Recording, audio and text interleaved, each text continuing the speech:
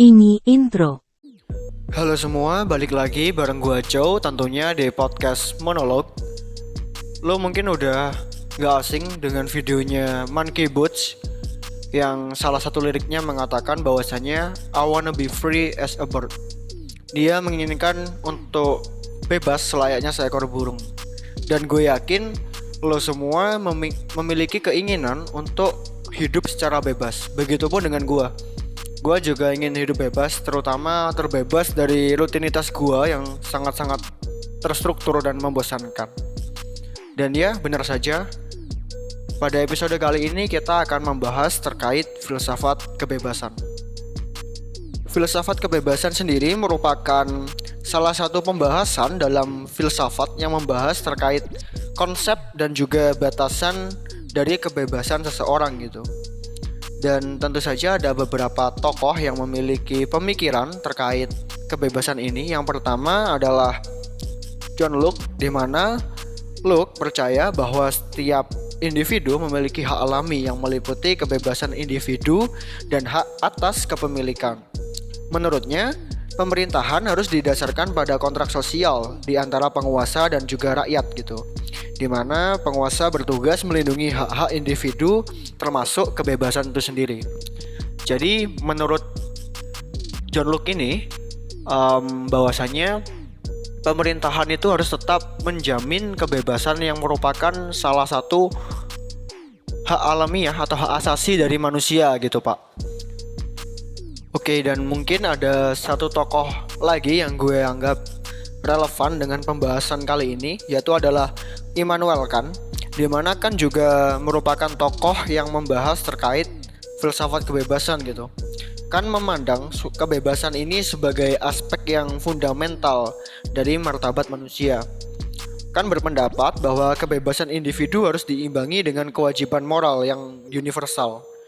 Jadi menurut Kant, manusia memiliki kemampuan untuk memilih dan bertindak berdasarkan akal dan moralitas, sehingga memiliki kebebasan untuk mengendalikan tindakan mereka. Jadi kalau lo membaca terkait buku-bukunya Immanuel Kant ya Pak, lo akan menemukan bahwasannya di bukunya yang Critique of Pure Reason, dia akan mengkritik bagaimana akal budi murni itu bekerja. Dia beranggapan bahwasannya ada suatu metode tersendiri untuk menemukan ilmu pengetahuan ataupun epistemologi. Nah, selain itu lo juga akan melihat di salah satu bukunya yang ada di akal budi praktis atau praksis. Nah, di sana Immanuel Kant ini akan membahas terkait bagaimana kemampuan setiap seseorang untuk membedakan mana yang baik dan juga yang buruk gitu. Hal ini didasarkan Immanuel Kant karena menurut Immanuel Kant setiap manusia itu memiliki rasio, dan rasio ini yang berfungsi untuk membedakan mana yang baik dan juga yang buruk Pak. Jadi kita ketahui bahwasannya memang setiap manusia itu memiliki kebebasan sejak mereka lahir gitu, yang diberikan oleh alam semesta. Akan tetapi ada moral-moral yang berlaku dalam masyarakat yang membuat kita tidak bisa bertindak secara bebas gitu Pak. Jadi kita dikengkang dengan adanya moral ataupun norma yang berlaku dalam masyarakat. Dan ketika kita membicarakan hal-hal seperti ini atau filsafat kebebasan ini, kita akan melihat suatu gambaran yang sangat jelas ketika kita melihat anime, yaitu Attack on Titan, di mana pada serial anime ini banyak sekali simbol-simbol kebebasan gitu Pak. Kita akan melihat bahwasannya manusia akan dihalangi dengan tembok yang tinggi gitu. Itu yang menunjukkan bahwasannya manusia itu dibatasi gitu Pak. Di sana hanya dibatasi secara teritorial gitu. Akan tetapi itu merupakan suatu simbolik bahwasannya manusia sebenarnya dibatasi oleh norma dan juga moral yang berlaku pada masyarakat gitu Pak. Dan di sana seringkali kita melihat ada burung yang berterbangan, yaitu melambangkan bahwasannya burung merupakan salah satu makhluk yang memiliki kebebasan gitu Pak. Selain itu, kita juga akan melihat salah satu tokoh dalam serial Attack on Titan, di mana tokoh ini bernama Eren Yeager.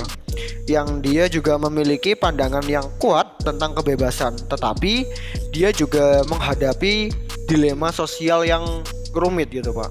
Nah, Aaron melihat kebebasan sebagai hak asasi setiap manusia.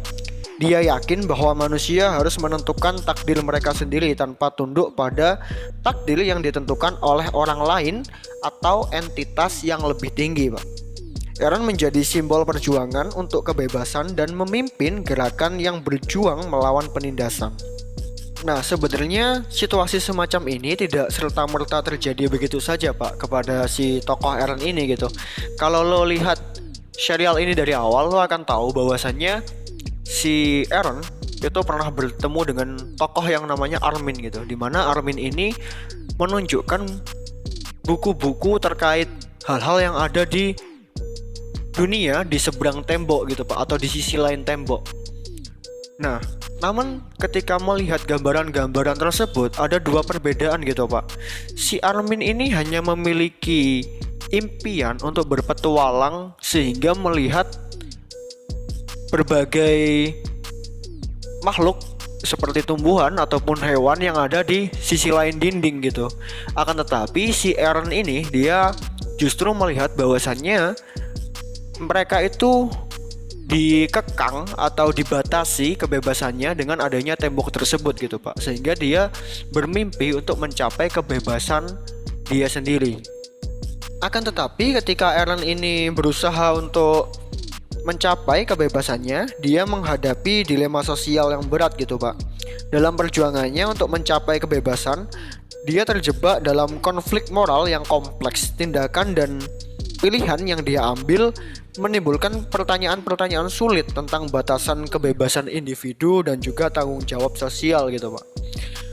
Kita bisa melihat bahwasannya dalam serial film, Eren Yeager dalam memperjuangkan kebebasan untuk dirinya sendiri, dia justru banyak menghabiskan korban jiwa Pak. Dan pada kondisi seperti ini dia mulai mengalami dilema sosial gitu. Dia mulai mempertanyakan apakah yang dilakukan ini benar atau salah gitu Pak. Akan tetapi Eren Yeager sudah menjadi budak dari kebebasan itu sendiri, sehingga dia tetap melakukan usahanya sehingga dia benar-benar merasa sebagai seorang yang paling bebas di dunia. Melalui filosofi Eren dalam Attack on Titan, anime ini memberikan gambaran kepada kita bahwa kebebasan tidak selalu sederhana. Kita bisa melihat diri kita sebagai seorang yang bebas itu mungkin dalam skop-skop yang kecil Pak. Akan tetapi ketika kita mengibaratkan diri kita memiliki kebebasan secara universal, itu akan menjadi suatu hal yang kompleks. Sama seperti pemikiran Locke bahwasannya kebebasan manusia itu memang dijamin oleh pemerintah, akan tetapi dalam penerapannya selalu ada aturan-aturan yang harus disepakati oleh masyarakat.